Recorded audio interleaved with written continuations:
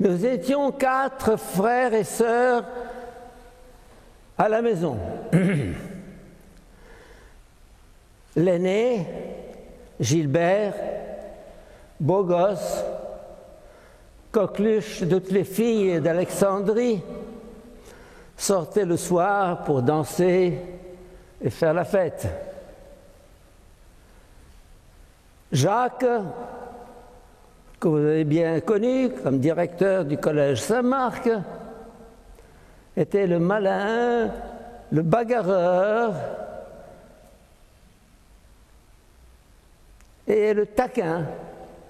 Il aimait embêter les autres. Et moi, le Benjamin, le petit boulade, comme on m'appelait. Et puis il y avait la petite, ma sœur, Maryse, qui est actuellement à Montréal avec ses enfants, ses petits-enfants. J'ai vécu ça à la rue El-Armi, à côté de Saint-Gabriel, dans notre première maison, et puis à la rue Port-Saïd, qui s'appelait alors Ambroise Ralli. Des moments de bonheur, de vrai bonheur. Je crois que la famille, c'est le lieu du bonheur, du bonheur profond. Et là-bas, nous avons appris ce que c'est que d'être aimé. Oui, chacun de nous était aimé. Aimé pour lui-même et aimé comme lui-même, sans justification. J'ai ici un texte de la conférence épiscopale de France qui parle de la famille. Il dit, c'est dans la famille qu'on est reçu inconditionnellement. Ça veut dire quoi, inconditionnellement? Ça veut dire je t'aime, pas parce que tu es intelligent, pas parce que tu es beau, pas parce que tu es sage, mais parce que tu es. Parce que tu es. Tout simplement. C'est là que l'être humain comprend à quel point il est précieux. Dans la famille, on est aimé parce qu'on est. Je suis Henri, avec mes qualités, mes défauts. Gilbert, Jacques, Maryse, oh, ils sont ce qu'ils sont. Et papa et maman ne le disent pas parce que tu es beau, parce que tu es gentil, parce que tu es intelligent, parce que tu as de bonnes notes à l'école. Non, parce que tu es. Mes chers amis, sans cet amour inconditionnel, nous disparaissons, nous mourrons, nous n'existons pas.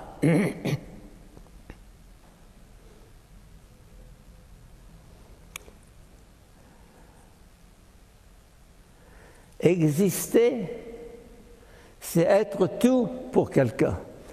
Rappelez-vous cette phrase. Exister, c'est être tout pour quelqu'un. Tout, pas un petit peu.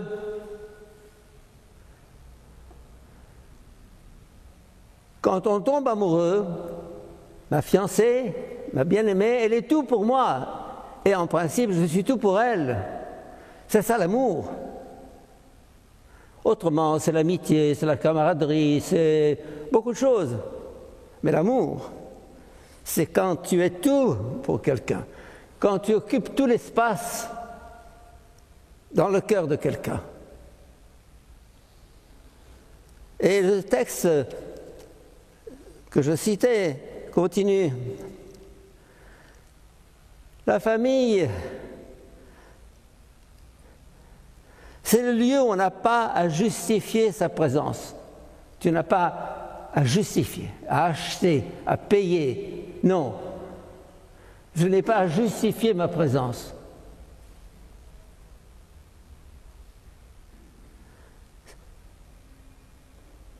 C'est le lieu où on apprend à exister. Vous savez, l'existence ne tient pas au pain et au fromage qu'on mange. Ne tient pas à l'argent qu'on a ou qu'on n'a pas. L'existence tient à cet amour unique par lequel on est aimé. Ça, c'est... L'amour a une valeur existentielle. Ça veut dire que notre existence elle-même est liée à l'amour. Quand un enfant naît, on coupe le cordon entre lui et sa mère.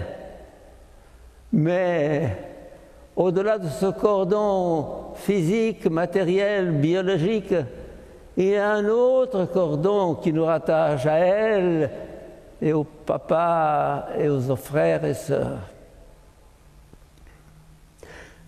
Je me souviens quand mon frère Jacques est entré dans la vie religieuse 1 an à 20 mois. Il est parti à Bordighera sur la côte d'Azur italienne. Et puis, il y avait une place vide à table. Un lit vide dans une chambre.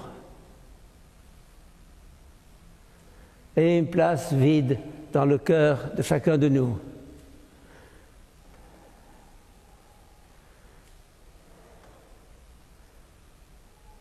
C'est parce que on sait cela, on sent cela, qu'on existe. On attache beaucoup d'importance aujourd'hui aux cadeaux, aux jouets, à l'argent, aux vêtements. On croit aimer son enfant en le comblant de cadeaux. Parce qu'on n'est pas capable de lui donner ce dont il a vitalement besoin. Je ne veux pas tes cadeaux, maman. Je veux ton amour, ta présence, ton attention. Que de parents, que de familles essayent de remplir le vide de leur famille ou de leur relation par des cadeaux. Une espèce de compensation, se donner bonne conscience. J'ai fait un cadeau. Mais ton cadeau, ce qui compte, ce n'est pas sa valeur, ou plutôt sa valeur est justement l'amour que tu y as mis. Et souvent, il suffit d'une simple fleur. Voilà, par exemple, quelqu'un pour Noël m'a apporté une petite gaufrette au chocolat. Son cadeau de Noël, vous allez me dire, quelle honte! J'étais très content. Je n'ai pas besoin de... Pour lui, pour elle, cette personne, cette gaufrette symbolisait beaucoup plus.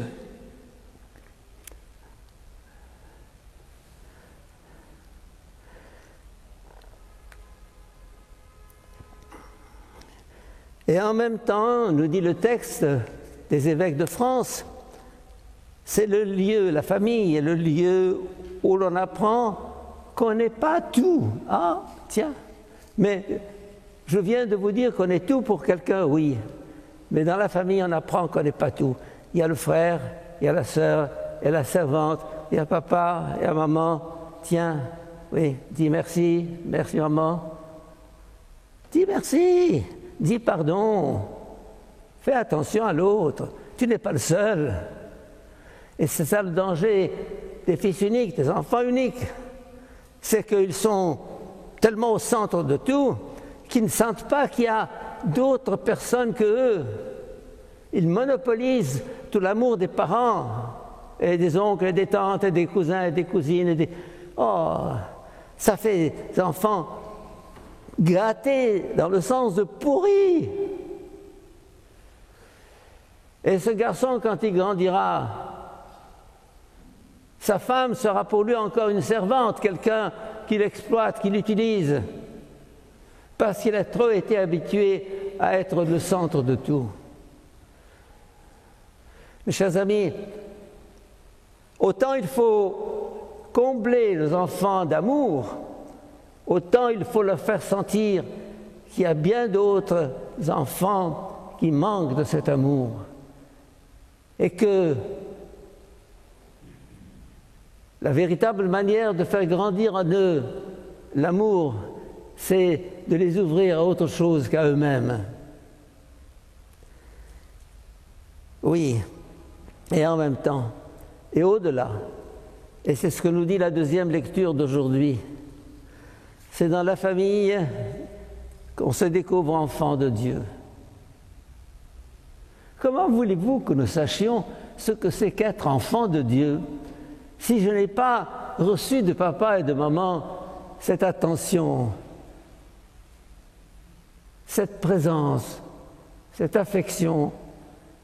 C'est dans la famille qu'on sent ce qu'est l'amour de Dieu. Dieu a un fils, un enfant, bien-aimé. Et dans l'expérience de la famille, on sait ce que c'est que être aimé, qu'on est enfant de Dieu. Parce que pour Dieu, je suis aussi unique. Unique.